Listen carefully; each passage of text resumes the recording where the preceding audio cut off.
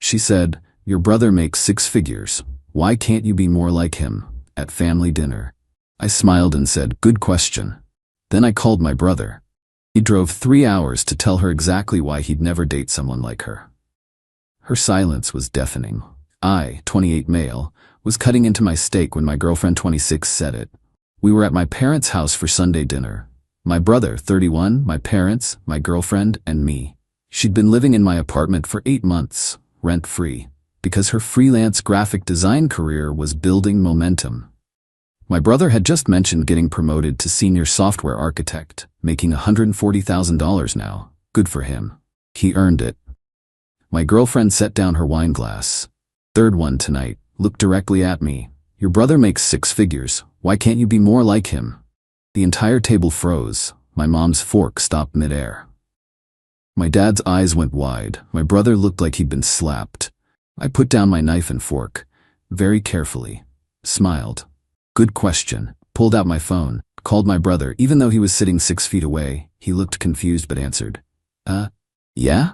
"My girlfriend wants to know why I can't be more like you. Can you tell everyone here why you'd never date someone like her?" "What are you? Seriously. Answer the question. Why would you never date her?" The table exploded with shocked noises. My girlfriend's face went from confused to horrified. "What the hell are you doing?" she hissed. My brother stared at her, then at me. Something clicked in his eyes. "You really want me to answer that?" "In detail. Please."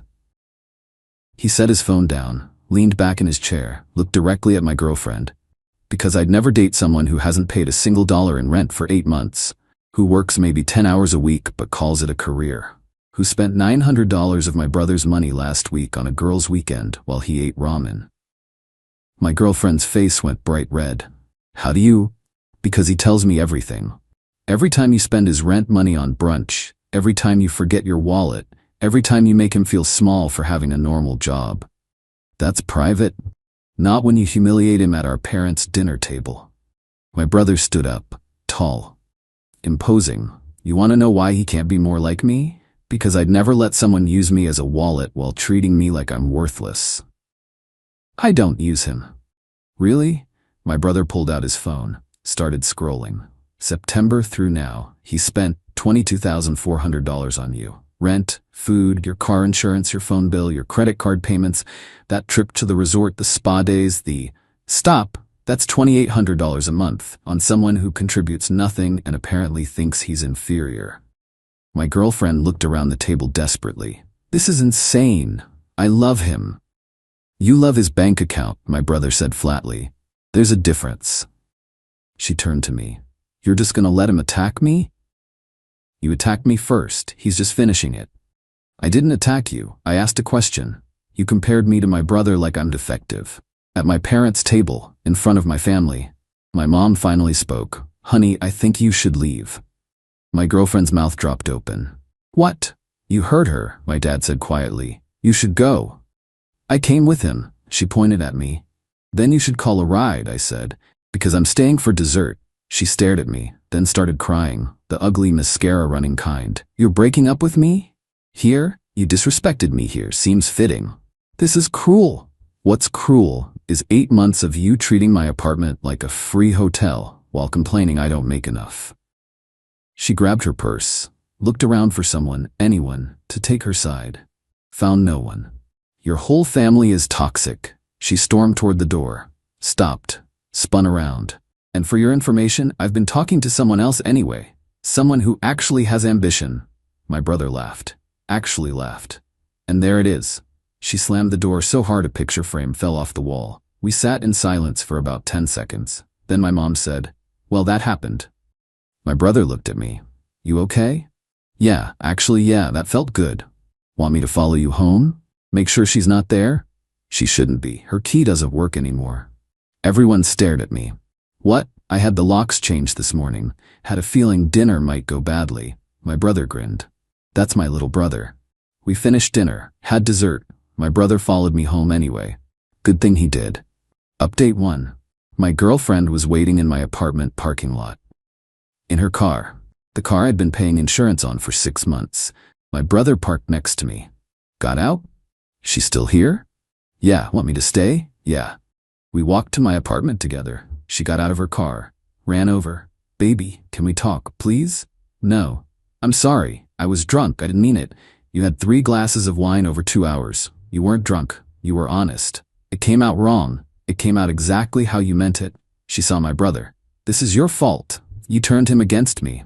My brother, I told the truth. That's not the same thing.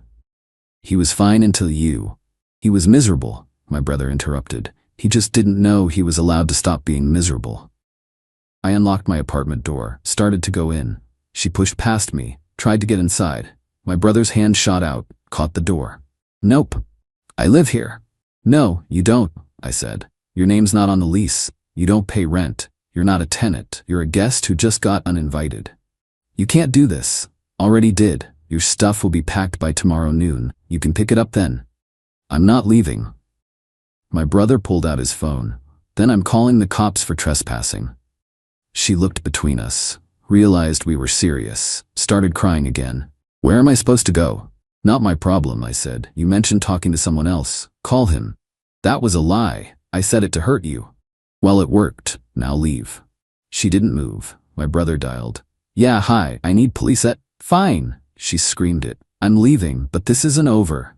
She got in her car, peeled out of the parking lot. My brother and I went inside. He looked around. You meant it about packing her stuff? Yup. I'll help. Let me call my girlfriend. Tell her I'll be late. You don't have to. Shut up. I'm helping. His girlfriend showed up an hour later with boxes, tape, and markers. The 3 of us packed everything of my ex's. Clothes, toiletries, makeup, books, the random junk she'd accumulated. Took 4 hours, filled 23 boxes. My brother's girlfriend, she had all this stuff and paid nothing? Nothing, I confirmed. Wow, that's bold. We stacked everything in the living room. My brother took photos. Documentation, in case she claims you kept anything. Smart. I've been through this before. Ex-girlfriend, different situation, same entitlement. They left at 2 a.m. I changed all my passwords. Netflix, Hulu, Amazon, Spotify, everything. Realized she'd been using my accounts for everything. Checked my credit cards. Found charges I didn't recognize. Recent ones. $340 at a boutique yesterday.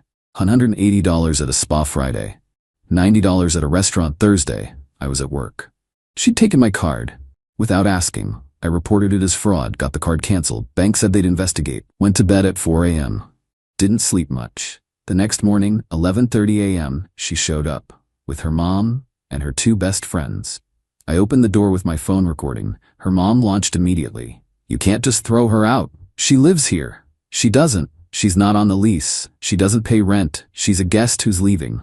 That's illegal. No, it's not. My brother's girlfriend is a lawyer. She confirmed it last night. Her friend won. You're really going to abandon her over one argument? Not one argument. 8 months of her using me while secretly resenting me. The argument just made it impossible to ignore. My ex, I don't resent you, I love you.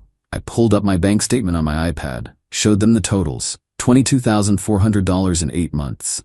Her mom went pale. My ex, those were our expenses. Couple share expenses. Couple share, I paid everything, you paid nothing. That's not sharing. I was building my career. You work 10 hours a week for 3 clients. That's not a career. That's a hobby I was funding. Her friend too? This is cruel. She has nowhere to go.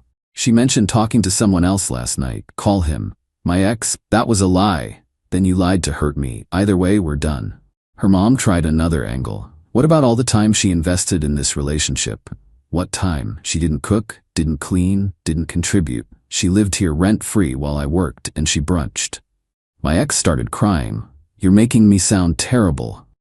I'm stating facts. Your stuff is in the living room. You have until noon. It's 11:52. They started loading boxes, complaining the whole time. Her mom kept muttering about lawyers. Call them, I said. My documentation is impeccable. At 12:15 p.m., the last box was loaded. My ex tried one more time. I'm sorry, really, can we please try again? No. Why not? Because you revealed who you really are. You can't unreveal that. People make mistakes. You didn't make a mistake. You told the truth. I'm just finally listening. They left. I closed the door, locked it, stood in my empty, quiet apartment, called my brother. She's gone.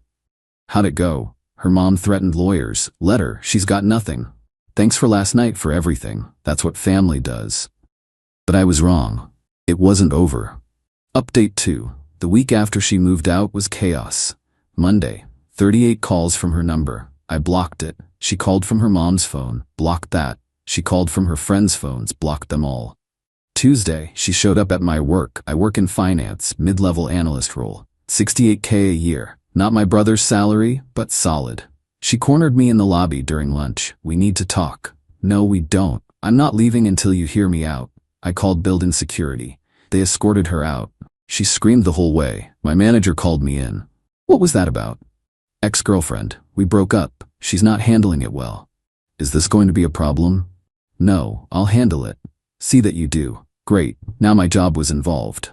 Wednesday, she started posting on social media. Long posts about financial abuse and narcissistic exes and being abandoned when you need someone most. Didn't name me. But everyone knew. Comments poured in supporting her. People I'd never met calling me trash. My brother saw it. You want me to respond? No. Let her dig her own grave. You sure? Yeah. People who know us know the truth. Thursday, her mom called my mom. My mom called me after. Her mother is insane. What did she say? That you financially abused her daughter, that you trapped her with promises then threw her out, that you owe her for wasted time. What did you say? I told her the truth, that her daughter lived rent-free, worked barely at all, spent your money like water, then humiliated you at dinner. She didn't like that. I'm sorry she involved you. Don't be. I've dealt with worse. But heads up, she mentioned lawyers again. Friday, I got served. A process server showed up at my apartment, handed me papers. She was suing me for $22,400 in funds fraudulently obtained, $8,000 in promised financial support, $5,000 emotional distress, return of all gifts purchased during relationship, $3,000 for belongings wrongfully kept. Total, $38,400 plus all gifts. I called my brother. She's suing me. For what? I read the list. He was quiet for a second, then, oh, she really screwed up. How? She just gave you legal grounds to destroy her, and I mean destroy. Call my girlfriend, she'll handle this pro bono, this is her favorite kind of case. I called her. She laughed when I read the complaint. This is the dumbest lawsuit I've seen in years. Don't worry, we're countersuing for twice as much, and we'll win. For what? Fraud, theft, unjust enrichment, and emotional distress, plus that credit card fraud from the charges you reported. The credit card thing? Bank confirmed 3 charges made while you were provably at work. That's felony fraud. She's looking at criminal charges if she pushes this. Holy hell. Yeah, she really should have left well enough alone. My brother's girlfriend, my new lawyer, drafted a response that was brutal. Counterclaim for $22,400 in unjust enrichment, all money spent on her. $4,800 in theft, unauthorized credit card charges with bank records, $10,000 emotional distress, $5,000 in legal fees, criminal complaint for credit card fraud. Total, $42,200 plus criminal charges. The response included bank statements showing every dollar I spent on her, lease showing she wasn't a tenant, photos of all her belongings being returned, bank's fraud investigation results, text messages where she admitted not paying rent, surveillance footage of her screaming at my workplace. It was filed Monday morning. Her lawyer called my lawyer Tuesday afternoon. My client wants to drop the suit. Too late. We're proceeding with the counterclaim and criminal complaint. That's excessive. Your client committed fraud and filed a frivolous lawsuit. This is proportional. She's willing to drop everything. We're not. See you in court. Wednesday, my ex showed up at my apartment building. 3 a.m., drunk, pounding on the lobby door. Security called me. Sir, your ex-girlfriend is here. She's intoxicated and refusing to leave. Call the police. They did. She got arrested for public intoxication and trespassing. Spent the night in jail. Her mom bailed her out Thursday morning. Called me screaming. You had her arrested? I had security call the police when she showed up drunk and wouldn't leave. That's not on me.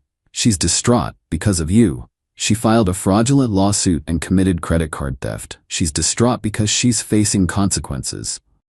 Drop the charges. No. We'll fight you. Please do. Discovery will be fun. She hung up. Friday. Preliminary hearing. My lawyer laid out everything. The judge reviewed the evidence. Miss, did you live in the defendant's apartment rent-free? My ex, we were in a relationship. Partners don't charge rent. Judge, did you pay any household expenses? Silence. Answer the question. No. Did you use his credit card without permission on these 3 occasions? Judge held up the bank records. I thought, yes or no? Yes. Judge looked at her lawyer. Your client committed fraud and is now suing her victim? Seriously? Her lawyer looked exhausted. Your Honor, she's going through emotional distress. Not an excuse. Counterclaim proceeds. Original suit is dismissed with prejudice. Next hearing in 30 days. Outside the courthouse, my ex's mom confronted me. You're destroying her. She destroyed herself. She loved you. She loved my money. There's a difference. When this is over, you'll be the one who suffers. Looking forward to it. My brother met me for a beer after. How'd it go? Her suit got thrown out. Mine proceeds. Good. She needs to learn. Her mom's losing it. Let her, not your problem. But oh, it got worse. Final update. The final hearing was 6 weeks after the preliminary. My ex showed up with a new lawyer, expensive one her parents must have paid for, didn't matter. My lawyer presented 87 pages of bank statements, time-stamped photos of all her belongings being returned, security footage from my workplace, security footage from my apartment building, credit card fraud investigation results, text messages going back months, social media posts she'd made attacking me. The new lawyer tried to argue she was entitled to compensation for services rendered as a girlfriend. Services? Like what? Lawyer. Emotional support? Companionship? Building a home together? Judge. That's called a relationship, not employment. Try again. Lawyer. She invested time and energy. So did he. Plus $22,400. Does she have receipts for anything she spent on him? Silence. That's what I thought. Then came the credit card fraud evidence. Bank investigator testified. 3 charges made while I was probably at work. Security badge records confirmed I was in my office building. My ex tried to say I'd given her permission. Bank records showed she'd activated a new card sent to my address. One I'd never activated. She'd stolen it from my mail and activated it herself. That's felony fraud. Judge's face went cold. Ma'am, do you understand you're admitting to federal crimes? Her lawyer jumped in. Your Honor, my client. Be quiet. Judge looked at my ex. You stole a credit card from his mail, activated it without authorization, and used it for personal purchases. That's mail fraud and credit card fraud. Those are felonies. My ex started crying. I didn't think clearly. Does the plaintiff wish to press criminal charges? My lawyer looked at me. I nodded. Yes, Your Honor. Judge, so noted. I'm referring this case to the district attorney. As for the civil matter, the defendant, he pointed at my ex, is ordered to pay the plaintiff $22,400 in restitution, $4,800 in theft, $5,000 in emotional distress, and $8,200 in legal fees. Total judgment, $40,400. If defendant fails to pay, plaintiff may seek wage garnishment or asset seizure. Court is adjourned. My ex collapsed in her chair. Her mom started screaming. Security removed her from the courtroom. Outside, my brother was waiting. He'd taken time off work to be there. How'd it go? $40,400 judgment, plus criminal charges. Yeah. You okay? Honestly, I feel nothing, just relief it's over. It's not over yet, she'll appeal. Let her. The evidence is airtight. She did try to appeal. It got rejected. The judgment stood. The criminal charges took longer. District attorney offered a plea deal. Plead guilty to 1 count of credit card fraud, pay full restitution, 2 years probation, no jail time if she complied with everything. She took it. Had no choice. The $40,400 came in monthly payments of $350 for 30 months. First payment hit my account last week. But the best part? The consequences compounded. Her freelance graphic design career imploded. Clients saw the public records. The fraud conviction dropped her. She had to get a regular job. Retail, making $15. Her parents cut her off financially, told her to grow up. She's living with a roommate now. Tiny apartment, total opposite of my place she'd been freeloading in. Her social media never recovered. Once the court records went public, everyone who'd supported her turned. Comments on her posts went from "you deserve better" to "you committed fraud." She deleted everything. Went dark. Her mom tried one last time to contact me. Left a voicemail. You've ruined her life. I hope you're satisfied. I didn't respond. My brother heard it. You know what's funny? What? She ruined her own life. You just stopped subsidizing it. True. As for me, the $40,400 is coming in monthly. Using it to rebuild my savings account she'd drained. My brother helped me get connected with a recruiter at his company. Different department, different role. Project coordinator position. Not his salary, but better. 79K, starting next month. The Sunday dinner where everything exploded was 3 months ago. Feels like years. We still do Sunday dinners, every week. Just family now. No girlfriends until I'm sure. My mom makes jokes about it now. Remember when that awful girl asked why you couldn't be more like your brother? Mom. What? It's funny now, you got $40,400 and a better job out of it. She's not wrong. My brother and I are closer than ever. He helped me through the legal stuff, the emotional stuff, everything. Last Sunday, over dessert, my dad said something that stuck. You know why she asked why you couldn't be more like your brother? Why? Because she couldn't see you were already exactly like him. Strong, loyal, principled. You just needed a reason to show it. My brother raised his glass. To my little brother, who finally stopped letting people walk all over him. We clinked glasses. My mom, and to never bringing someone like that to dinner again. Agreed. The girl who compared me to my brother is now paying me $1,350 a month for the next 2.5 years, has a fraud conviction on her record, lost her career, and lives in a tiny apartment with a roommate. My brother drove 3 hours that night to defend me. Set off a chain reaction that led to this. Best question anyone ever asked me, why can't you be more like him? Because I already was. I just needed to remember it, and she paid $40,400 to remind me. Worth every penny. She said, you're boring in conversation. I fall asleep when you talk. I agreed. I've noticed. Then I stopped talking entirely for 2 weeks straight. Her breakdown at dinner when the waiter asked if we were okay, and I just shrugged. Original post. I, 31 male, have been with Jessica, 29, for 4 years, living together for 2. Last month, she dropped this bomb during what I thought was a normal conversation about my day at work. I was telling her about a new project implementation at my IT firm. Yeah, database stuff. Not exactly thrilling, but it's my job, when she just cut me off mid-sentence. God, Derek, you're so boring in conversation. I literally fall asleep when you talk. It's like listening to white noise. I stopped mid-word, just stared at her. She was scrolling through her phone, not even looking at me. I'm serious, she continued. Your voice just drones on and on about the most mundane crap. No wonder people at parties drift away when you start talking. That last bit hit different. I'd noticed people doing that, but thought I was being paranoid. Okay, I said. I've noticed. She looked up, probably expecting an argument or me to get defensive. Instead, I just nodded and went to the bedroom. Made a decision right there. If my voice was that unbearable, she wouldn't have to hear it anymore. Starting that next morning, I stopped talking to her completely. Not a word. She asked what I wanted for breakfast. I pointed to the eggs. She asked about weekend plans. I texted her from the couch. Busy Saturday, free Sunday. She tried to start conversations. I'd nod, shrug, or leave the room. At first, she seemed relieved. Even made jokes to her sister Megan on speakerphone about how Derek finally got the hint about his boring stories. Laughed about the blessed silence.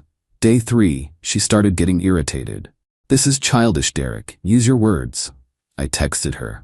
You said my words put you to sleep, being considerate. Day 5, she tried being sweet, made my favorite dinner, wore that dress I like. Baby, I miss talking to you. I smiled, kissed her forehead, and continued eating in silence. Week 2 is when she started cracking. Following me room to room. This is abusive. The silent treatment is emotional manipulation. I pulled up her Instagram where she'd posted just days before. When he finally stops talking. Peace at last, quiet boyfriend. She grabbed my phone. That was a joke, I shrugged. The breaking point came at her favorite restaurant. Reservation she'd made weeks ago for her promotion celebration. Her parents were supposed to come but canceled last minute, so it was just us. The waiter kept coming back, clearly uncomfortable with the atmosphere. I'd point at menu items, nod, smile at him. Jessica was trying to act normal, talking enough for both of us, but her voice was getting higher, more strained. So Derek's been working on this huge project, she told the waiter desperately. Tell him about your project, honey. I shook my head, took a sip of water. The poor waiter looked between us. Is everything okay here? I shrugged. Jessica's face went red, then white.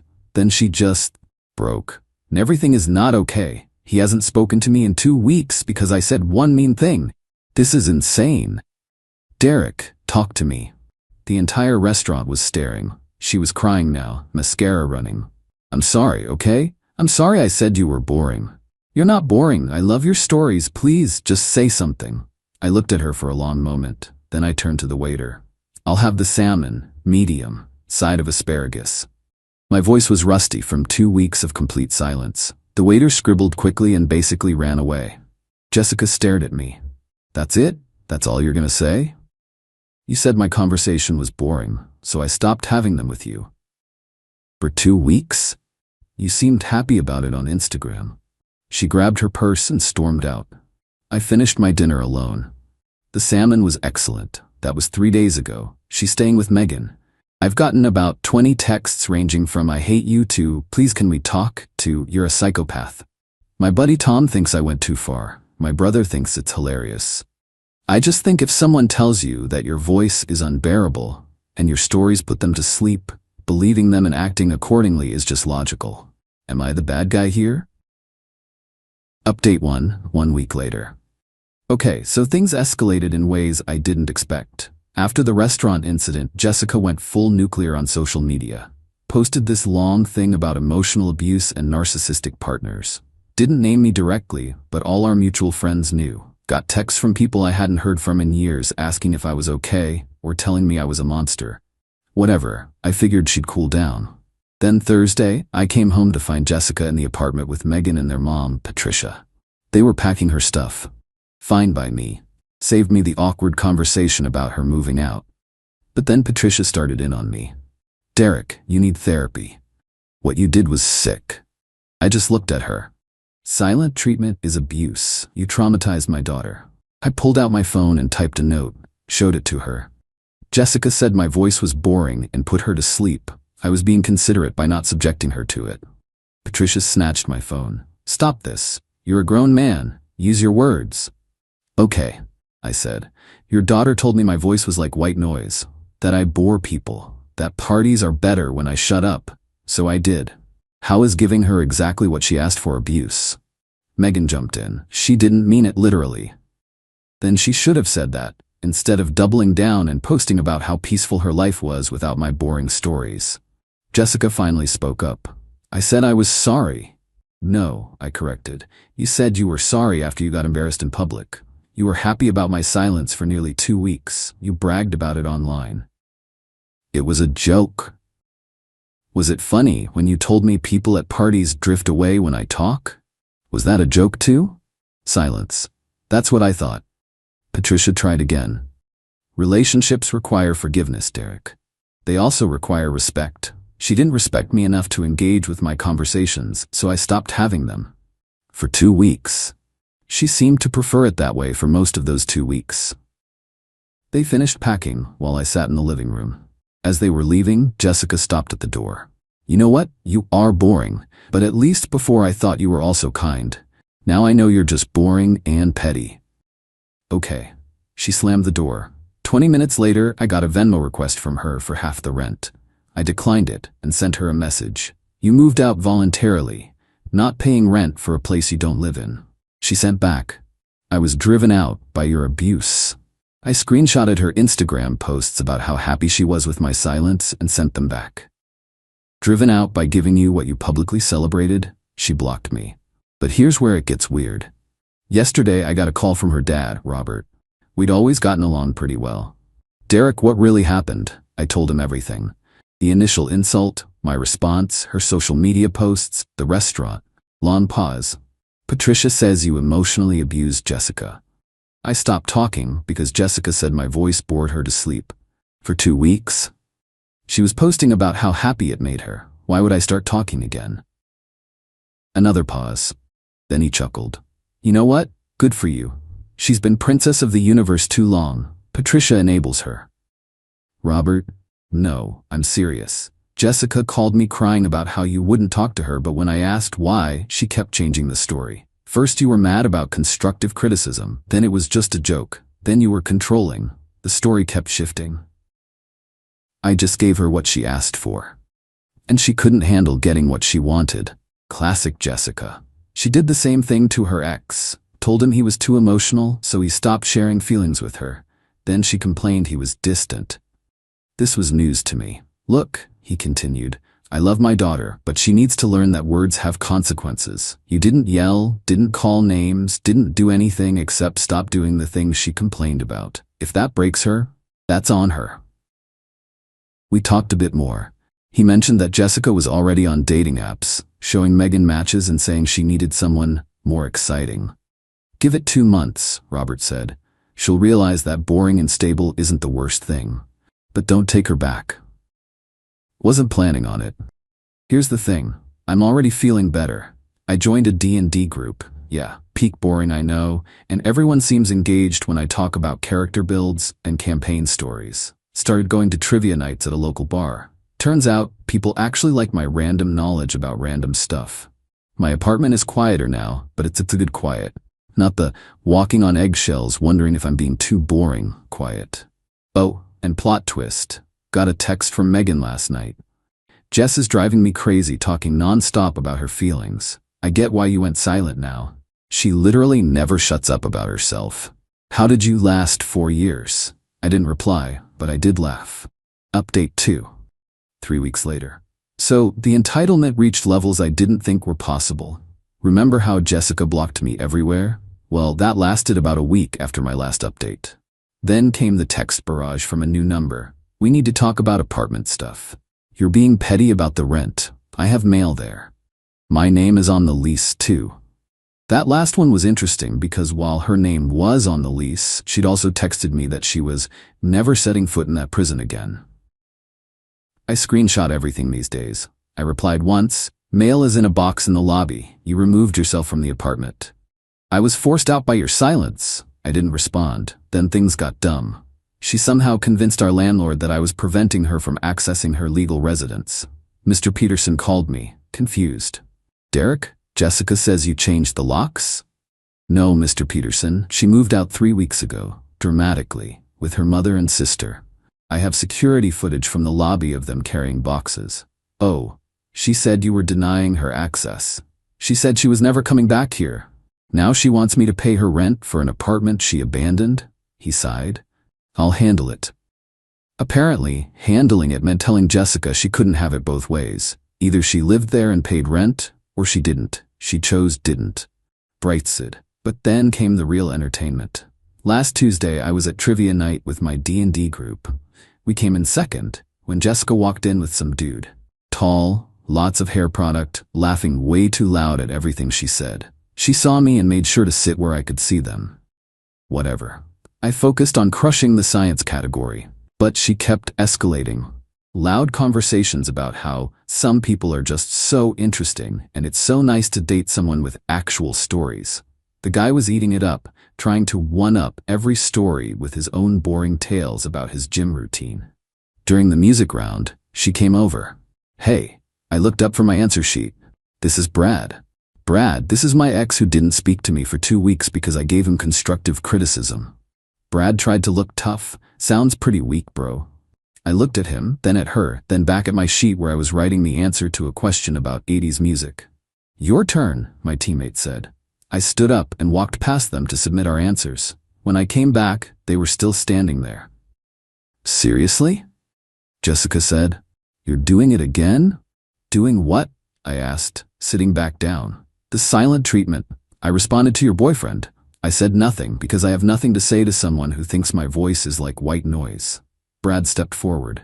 You need to apologize to her. I actually laughed. For what? Not boring her with my conversation? For emotional abuse. Define emotional abuse, I said. He looked confused. Go on, you're accusing me of it. Define it. Jessica jumped in. You know what you did. I stopped talking because you said my voice put you to sleep. You celebrated it online. You were happy for 2 weeks. Then you got embarrassed in public. That's what I did. My whole team was watching now. So was half the bar. You're such an asshole, she hissed. Maybe, but at least I'm a quiet one. That's what you wanted, right? Brad tried again. Real men don't act like children. One of my teammates, Sarah, suddenly spoke up. Real men also don't insert themselves into other people's relationships. Who even are you? I'm her boyfriend. Of 3 days, Jessica admitted quietly. The whole table went, ooh, like we were in middle school. Sarah continued. So you've known her 3 days and you're here fighting her battles? Dude, run. Jessica's face went red. We're leaving. Good luck, Brad, I called out. Fair warning, she thinks everyone's stories are boring, even yours. He looked confused. Jessica dragged him away. But here's the best part. Yesterday I got a LinkedIn message from Brad. Hey man, you were right. She spent our entire last date telling me my stories about traveling were basic and that I talked too much about myself. Then she talked for 2 hours about her ex, you, and how damaged she is from your abuse. I'm out. Sorry for the bar thing. I didn't reply, but I did screenshot it. Then, this morning, the nuclear option. Jessica's mom, Patricia, called from Jessica's phone. Derek, she's not eating. She's depressed. You've broken her. Patricia, she's a grown woman who insulted me, got what she asked for, and couldn't handle it. She misses you. She misses having someone to criticize. That's not fair. Neither was calling me boring and telling me people avoid me at parties. She didn't mean it. Then she should have said that when I first went quiet, not after 2 weeks of celebrating it online. You're destroying her. No, I'm living my life. She's dealing with the consequences of her words. She'll apologize. I don't want an apology. I want to be left alone, like she was so happy about in week 1. You're going to regret this. I regret wasting 4 years with someone who thought so little of me. She hung up. 20 minutes later, got a text from Robert, Jessica's dad. Patricia's on a warpath. Stand your ground. Jessica needs to learn. Also, heard you joined a D&D group. What class you playing? I'm playing a bard, ironically. The guy who tells all the stories. Life's actually pretty good. Quiet, but good. And you know what? The people who actually want to hear my voice seem to enjoy my boring stories about database management and random trivia. Funny how that works. Final update, 2 months later. This is probably my last update because, honestly, there's not much drama left. Just the sad, pathetic end of someone who couldn't handle getting exactly what she asked for. About a month ago, Jessica started a blog. Yeah, a whole blog about surviving emotional abuse, where she detailed our relationship with creative edits. According to her posts, I was a silent, brooding presence who controlled her through manipulation. No mention of her calling me boring or celebrating my silence online, obviously. She must have forgotten that we have mutual friends who were there for the actual events. The blog lasted about 2 weeks before the comments section destroyed her. Someone even posted screenshots of her blessed silence Instagram posts. She deleted everything. Then came the performance art level of entitlement. I was at the grocery store minding my business in the cereal aisle when I heard a loud, theatrical gasp. There was Jessica with some new guy. Let's call him victim number 3. Oh my God, Trevor, that's him, the one I told you about. I kept looking at cereal, she stage whispered. He traumatized me with his silence. I can't be here. But instead of leaving, she got closer. Trevor, protect me. Poor Trevor looked like he wanted to disappear. Jess, he's just buying cereal. You don't understand the psychological damage he inflicted. I picked up my Honey Nut Cheerios and started walking. She followed. 2 weeks, Trevor? He didn't speak for 2 weeks. I stopped, turned to Trevor. She told me my voice was like white noise and that I bored people to sleep. So I stopped talking. She posted online about how happy it made her. Then got mad when I wouldn't stop being silent. Trevor looked at Jessica. Is that true? He's twisting it. I pulled out my phone, showed him one of her Instagram screenshots I'd saved. The piece at last one. Trevor read it. His face changed. Jess, this says you were happy about it. It was a joke. I shrugged and walked away. Heard them arguing all the way to checkout. A week later, Megan texted me. Jessica is now saying you stalked her at the grocery store. Also, Trevor dumped her. She spent the last 3 days at my place crying about how all men are trash. I'm about to lose it. How is this my life? I didn't respond, but I felt for Megan. The last straw came 2 weeks ago. Jessica somehow got my work email and sent a long, rambling message to my boss about how I was an emotionally unstable individual who might snap at any moment. because of my tendency toward punitive silence. My boss, Dennis, called me into his office. I was nervous until I saw he was trying not to laugh. "Derek, you want to explain this?" He turned his monitor toward me. I read the email. It was unhinged. 3 pages about my abnormal behavior and how I was a danger to workplace communication. "That's my ex," I said. "She's upset that I stopped talking to her after she said my voice was boring and put her to sleep."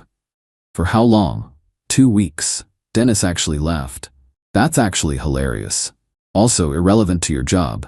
You communicate fine here. I'm forwarding this to HR in case she escalates, but maybe consider a restraining order." Already thinking about it. That night, Robert called me. "Derek, I'm sorry. Patricia showed me Jessica's email to your work. That crosses a line." "Yeah, it does. I've told her if she contacts you again, I'm cutting off her phone plan and car insurance. She's 29, for Christ's sake, acting like a teenager." "Thanks, Robert.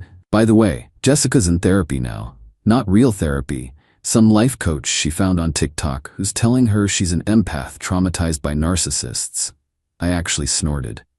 "Yeah," he continued. "Patricia's buying into it. I'm considering divorce at this point. This whole thing has shown me how toxic they both are." "You dodged a bullet, son." "Maybe I did. Yesterday was the final straw. Not from Jessica, but from Patricia. She showed up at my apartment building, waiting in the lobby.